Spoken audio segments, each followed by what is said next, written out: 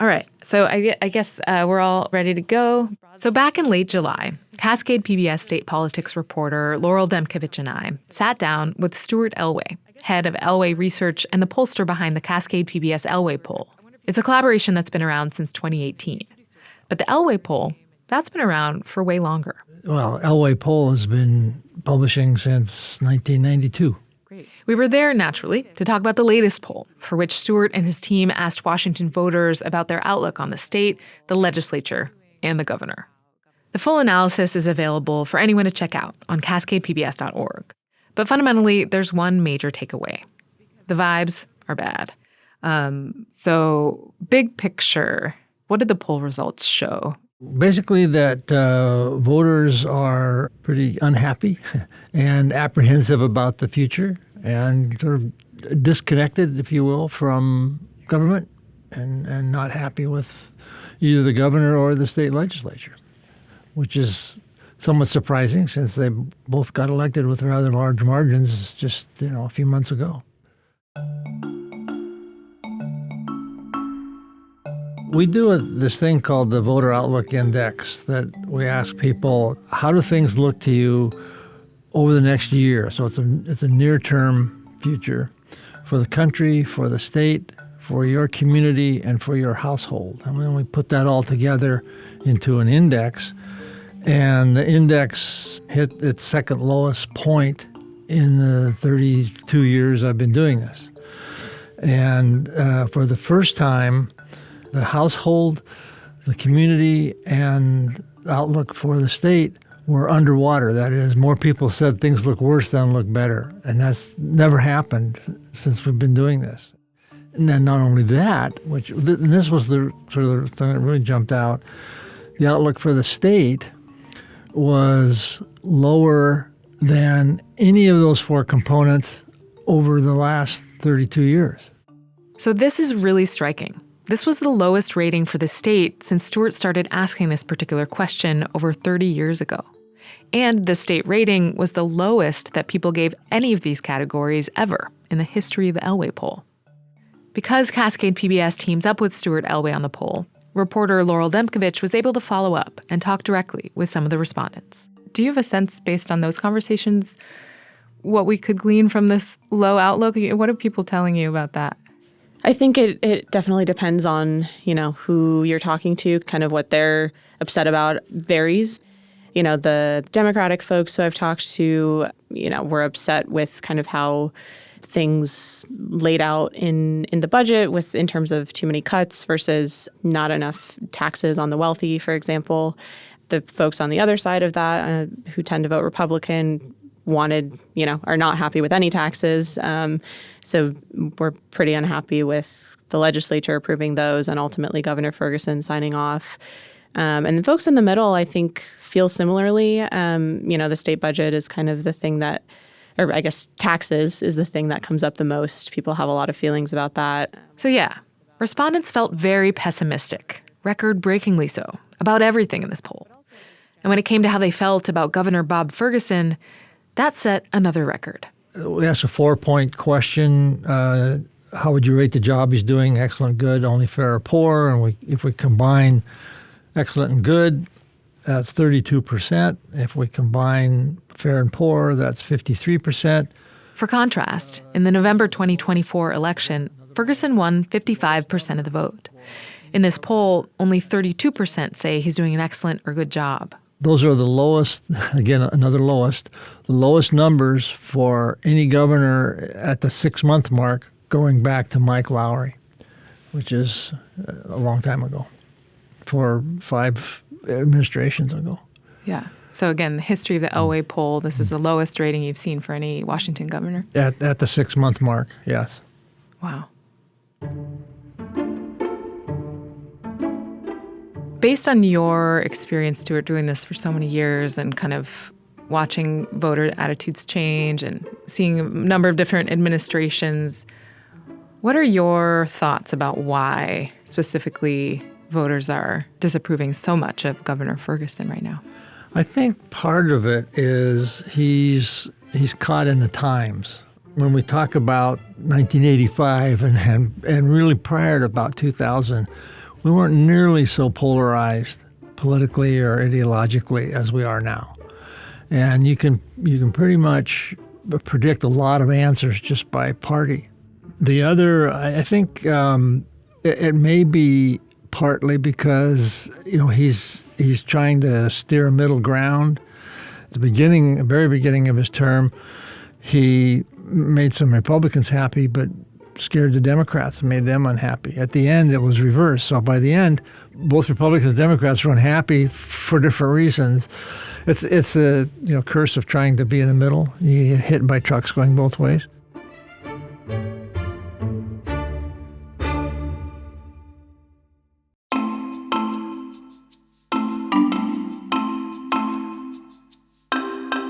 This is Northwest Reports. I'm Sara Bernard.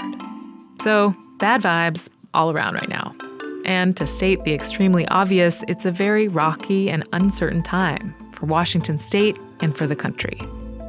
But why would people be so disappointed already by Governor Bob Ferguson? Is it just political polarization? The curse of trying to be in the middle? In the first episode of our series, Ferguson versus Everyone, we heard from Representative Chris Corey, a Republican lawmaker who felt first pleasantly and then unpleasantly surprised by our new Democratic governor. That's also something voters said they felt in Stuart Elway's poll. Though their reasons varied widely, 57% said they were surprised by something about Ferguson as governor. In this episode, we'll hear from a Democrat, Senator Jamie Pedersen, now the Majority Leader in the state Senate. He represents the 43rd Legislative District, which is in Seattle, and has served in the Legislature since 2007. But he's known Bob Ferguson since the 1990s. He's seen him move from a law firm in Seattle to the King County Council to the State Attorney General's office. And he's one person who's not that surprised. So you've been in politics for a couple of decades. What drove you to get involved in politics in the first place, and what keeps you here? So in the beginning, for me, it was largely about marriage equality. My first 6 years in the legislature were largely focused on creating the domestic partner registry, building it out, and then, ultimately getting to marriage equality. And that was quite a privilege to be able to be right in the middle of achieving this major professional goal that I had, at that point for 17 years. And, to get to the second part of your question about why I keep doing it, I would say that over time, I have become much more focused on this sort of scout principle of leaving your campsite better than you found it, and trying to make sure, whether it's about the public school system or the environment or having a stable revenue system for the state or a world that is not beset with gun violence, a lot of the way that I view my work in the legislature is about trying to make sure that the world that my kids are going to grow into is a better one than what we have right now.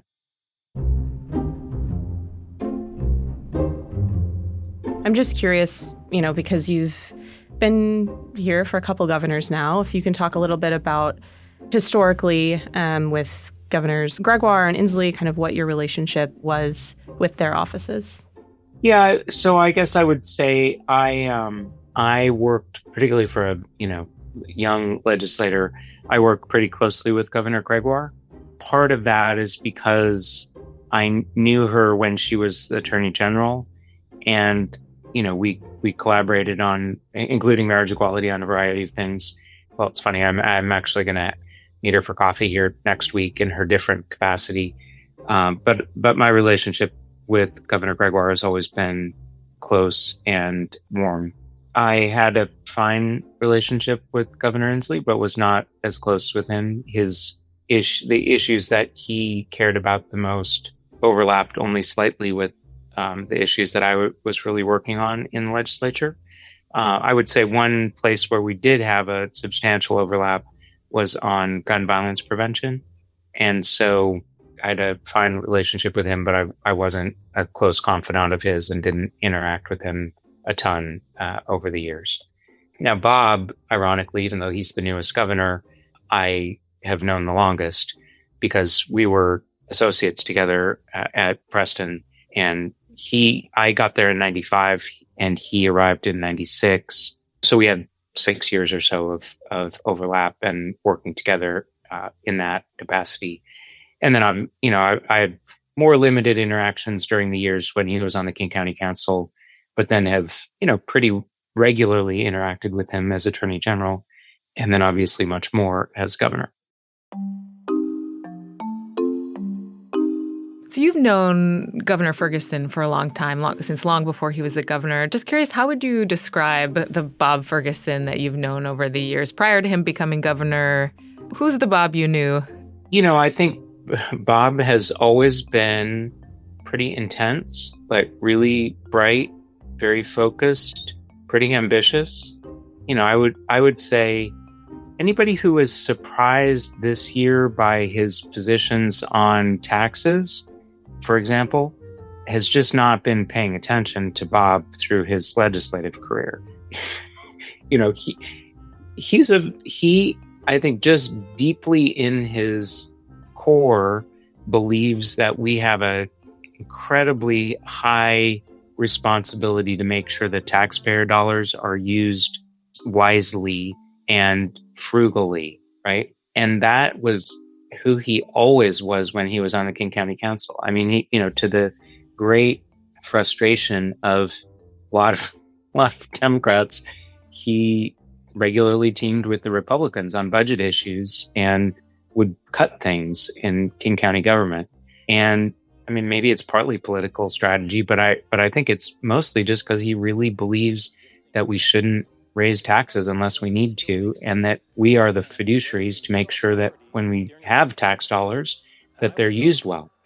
Last week, I proposed $4 billion in budget savings. Yeah, I remember one of the first press conferences, I think it was right after the inaugural address, everyone was like, oh, were you surprised? Were you surprised? And I think you were kind of, you said pretty much what you just said of, if anyone who had been paying attention to the governor before now would not have been surprised by anything he said in his inaugural address. And I've known him for 29 years, so maybe I'm less surprised by hearing someone who was caricatured by a lot of Republicans as being an extreme lefty. Well, I think the thing is, being a member of the King County Council, like more than 2/3 of the state, doesn't pay any attention to that. And he became the Attorney General. In normal times, that's a pretty sleepy office, right? And so I think his overlap with Obama's second term was largely quiet, and that, I'm sure he was doing a fine job, but nobody was really paying attention. And then Donald Trump gets elected, and Bob, I think really remade that office and just completely upended expectations about what it was and could be. Washington State's Attorney General is at the forefront of this battle over the president's executive order. Tonight, Attorney General Bob Ferguson joins us live from Seattle to talk about the lawsuit. For more, we go to Seattle, Washington, where we are joined by Washington's Attorney General Bob Ferguson, who recently made Time's list of 100 most influential people for successfully taking on Trump's travel ban. And so most people started paying attention to him during that time and thought of him as this, sort of gleeful progressive warrior who is fighting the good fight against the Trump administration, and assumed that that's Bob. Attorney General Bob Ferguson, welcome to Democracy Now! Washington State's Attorney General says he's going to take President Trump to task for his immigration policy of separating children from their parents. It's true that Bob Ferguson made a huge splash during the first Trump administration. In a courtroom, it is not the loudest voice that prevails, Anderson. It's the Constitution. He made a name for himself then. He took the national stage, even. As Peterson says, he became seen as a kind of progressive warrior.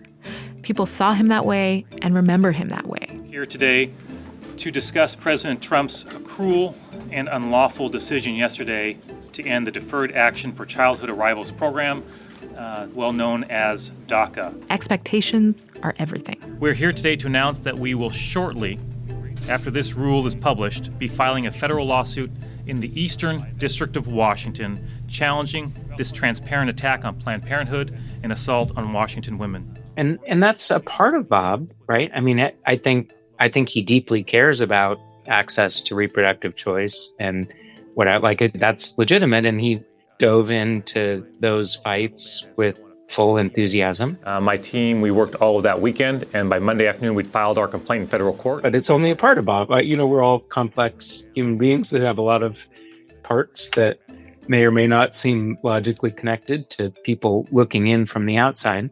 I think just people who made assumptions or leapt to conclusions based on the piece that they saw, and then were surprised that wasn't the whole person.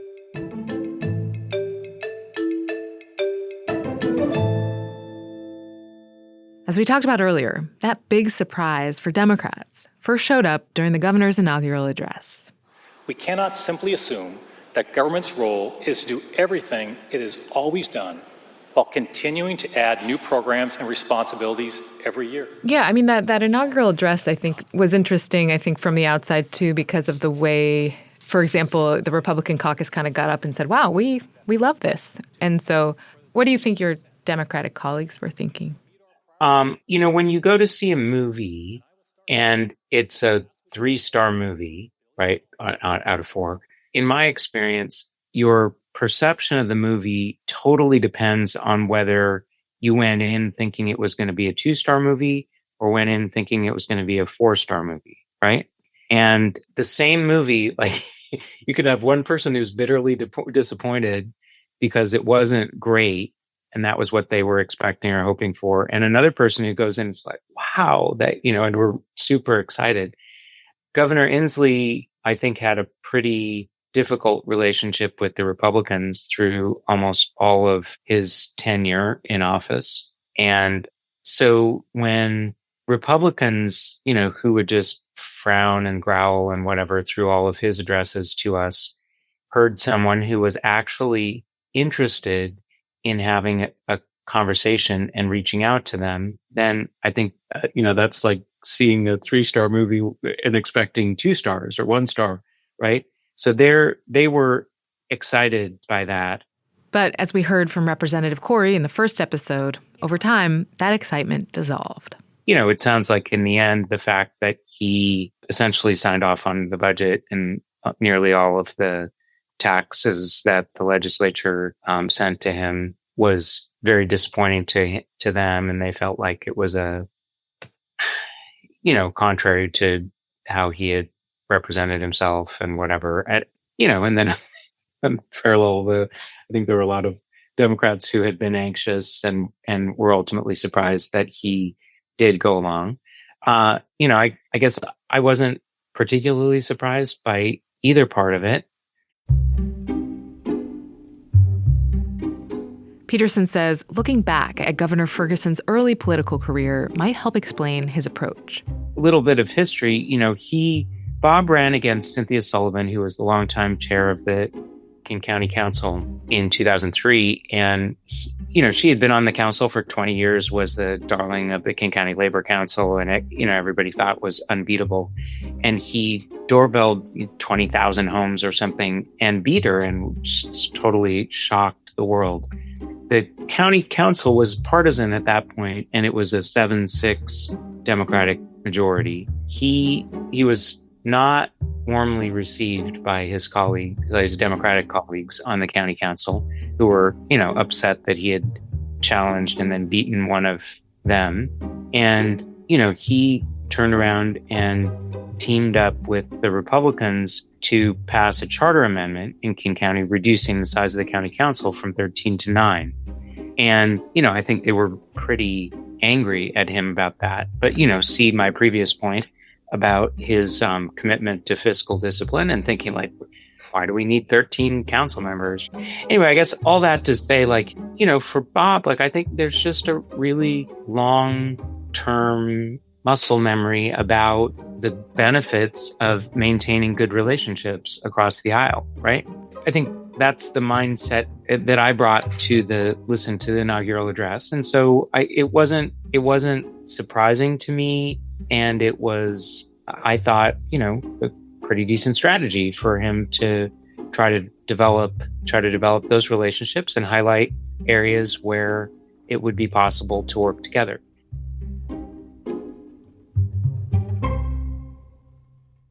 Now, I guess what I'll say, and politicians all over the place are experiencing this in real time. The world just is turned upside down by Donald Trump. And so I think maybe what Bob was not as sensitive to was how under siege a lot of Democrats are feeling, how much people here value our bubble and, really wanted to try to put their arms around the people of our state and protect it from a hostile and reckless federal administration. And so then to hear someone actively engaging with Republicans and, sort of reaching out to find common ground seemed like not, that it just wasn't what I think a lot of people were longing to hear in that moment on the Democratic side. But I suspect that he didn't go into that inaugural address trying to piss off Democrats, even though that was the effect for a lot of his Democratic colleagues. I'm curious, kind of, after the inaugural address, as, you're settling into your new role, he's settling into his new role. Can you talk a little bit about, the relationship that you were starting to build in those first couple of weeks as the leader and as he was a newly elected governor?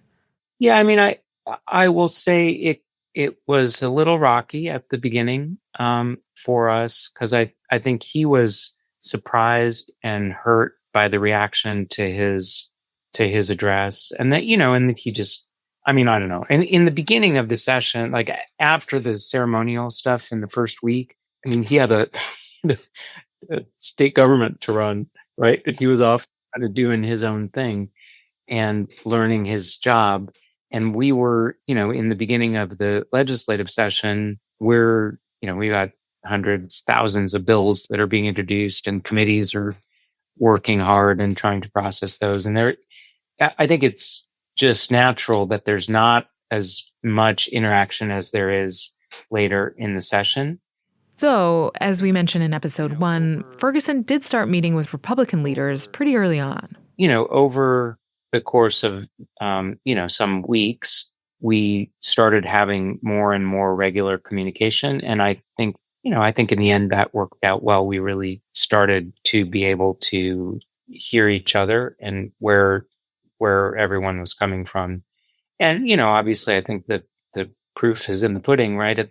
In the end, we listened really hard to what he felt like were his priorities. We did our best to incorporate that into what we sent to him, and we didn't do a wealth tax to send to him, right? We didn't base a budget on a wealth tax. We didn't end up passing any change to the property tax growth limit. We did include, notwithstanding our budget problems, $100 million front loaded all in the beginning for grants to local governments to help them with hiring law enforcement, right? So, those were some of his things that he really cared about, and we included that in what we did.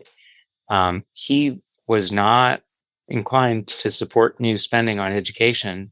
For our caucus, more spending on education, on public schools, was the highest priority. And, in the end, we got him to agree to $1.5 billion of additional investment in public schools. It's not as much as what we wanted to begin with. It's more than what he was inclined to do. We met in the middle, and I think everybody felt good that we had made, notwithstanding the bigger budget problem, that we had made some real progress for public schools, right? So in a lot of ways, that's just the natural process of a new relationship and sort of building rapport and trust. Do you feel like you were getting enough from the governor's office during the last couple of weeks as you guys were, deep in the budget process and trying to figure out what was going to work, what wasn't going to work, and also balancing, what would the governor sign? I think in his mind early on, he was trying to be gentle and not dictatorial, for example, about the wealth tax. he felt like he had telegraphed very clearly that he was not going to support it. I said before I took office that I'm deeply skeptical of proposals for a wealth tax. My position has not changed. And then I think a lot of members of our caucus hoped that his mind would change, or that was a negotiating position, or some fill in the blank on a whole series of things. Finally, he and I had a coffee where he just said flat out, like, there's no way I'm signing a budget that depends on a wealth tax, like is balanced with the wealth tax. He just felt like there were too many levels of uncertainty about that. This is my question to those who seek to balance our budget with a multi-billion-dollar wealth tax. What's the plan if the wealth tax is declared unconstitutional after the session ends? And so I, swallowed hard, since I knew our budget and the House budget were based on that. The initial drafts were based on that, and went back. And that was about 10 days before we did the public release of our budget. And I just had to tell the team, like, you may have hoped this, but it's not happening. Like, I got very clear direction for and so anyway, I use that just as an example of saying that, like, we're getting used to, like, he's getting used to how assertive he should be, or how clear, how plain spoken he should be when he feels strongly about something. In any relationship, right? You can get to shorthand in communication after a long period, but in the beginning, maybe you have to be a little more blunt, right? To make sure that there's not ambiguity or misunderstanding. And so I think we made substantial progress on being able to understand each other and communicate. We asked Senator Peterson about the Cascade PBS Elway poll results, too, about the low ratings for Governor Ferguson and the legislature, and, frankly, everything. He said, first off, the first 6 months is just the beginning of something, and these ratings will likely go up. But then he also said kind of a lot of what Stuart Elway said. This is a case of the curse of the middle guy. I think he, in some ways, probably managed to piss everyone off, right? Because the Democrats are still feeling stung that he wasn't as lefty as they expected he was going to be. And I think a lot of the Republicans who, first hated him and then thought that they had somebody that they could work with, and then saw, like, oh my God, he's not who he was saying he was, bipartisan, whatever. The other thing I guess I'd say is, this is maybe not atypical for a session where the budget is badly out of balance. Like, everyone's hating on us, and all of us. And maybe that's a sign that we did our jobs okay. I don't, down some sort of.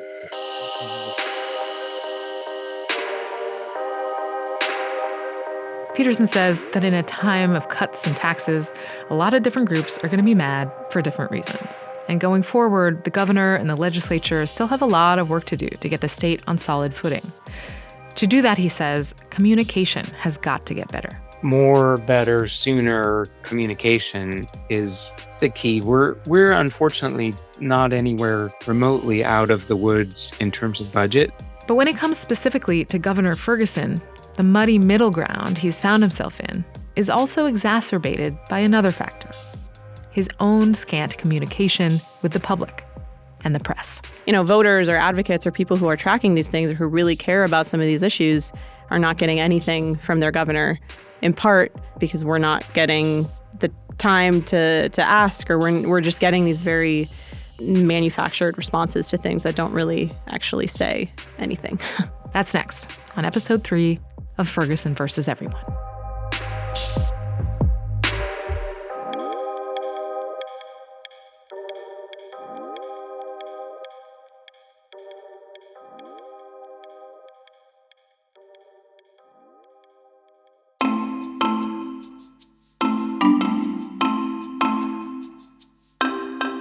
Thanks for listening to the second episode of Ferguson versus Everyone.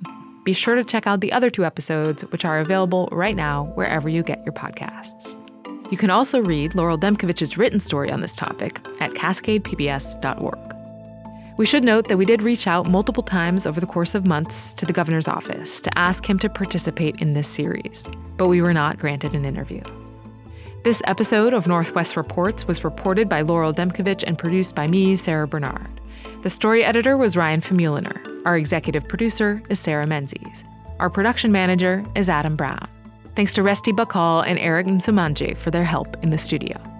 You can subscribe to Northwest Reports wherever you listen, and whatever platform you're listening on, please review us. We'd love to know what you think of the show. Northwest Reports is made possible by listeners like you. Your support will tell the stories that shape Washington State. Join the members who help us create Northwest Reports. Your donation will be put to work right away, delivering the Cascade PBS lineup of podcasts, video docuseries, and daily in-depth reporting that you and so many rely on. In addition to supporting our journalism, members receive great member benefits, including Cascade PBS Passport, with extended access to an on-demand library of local and PBS favorites. Go to cascadepbs.org/NW Reports to sign up today. For the latest political, investigative, and cultural coverage from the Pacific Northwest, visit cascadepbs.org. That's also where you'll find Ferguson versus Everyone. I'm Sara Bernard. We'll be back soon with another episode.